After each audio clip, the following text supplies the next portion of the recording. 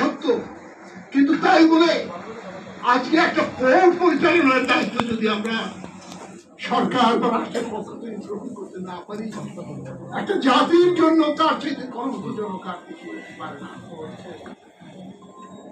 একজন ইউটিউবার তিনি তার বক্তব্য বলেছেন, শাহজাহান খান সাবেক নৌ পরিবহন মন্ত্রণালয়ের মন্ত্রী শেখ হাসিনা সরকারের তার স্ত্রী আলাউদ্দিন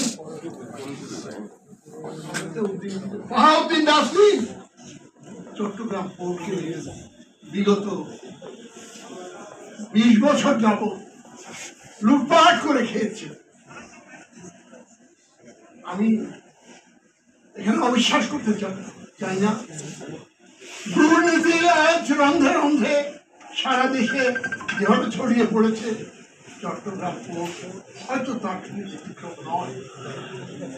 কিন্তু তার মানে এই নয় চোরের উপর রাগ করে, চোরের উপরে ক্ষিপ্ত হয়ে আমি থালায় ভাত খাবো না, থালা চুরি করে নিয়ে যাবো, কলা পাতায় ভাত খাবো। আজকে লোকেরা ঘুষখোর, দুর্নীতিবাজ সমাজের রন্ধে রন্ধে সব জায়গায় বসে আছে। আমাদের উদ্বেগ হওয়া উচিত সেইখানে যে এই দুর্নীতির মূলোৎপাটন করা।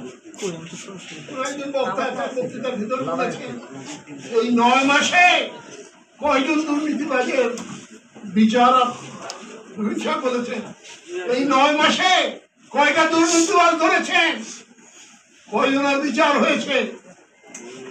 আজ চট্টগ্রাম পোর্ট যেটা হচ্ছে দেশের ইকোনমির লাইফ লাইন, সেটা আমি বিদেশের কাছে, বিদেশি কোম্পানির কাছে হাতছাড়া করে দেব, আর দুর্নীতিবাজদের উপরে দোষ চাপিয়ে আমরা অব্যাহতি পাবো না।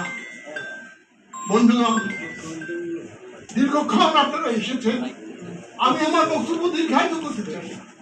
বস্তুতপক্ষে আমাদের সব বক্তার বক্তব্যের মধ্য দিয়ে সুস্পষ্টভাবে প্রমাণিত হয়েছে চট্টগ্রাম পোর্ট বলা চলে আমাদের একমাত্র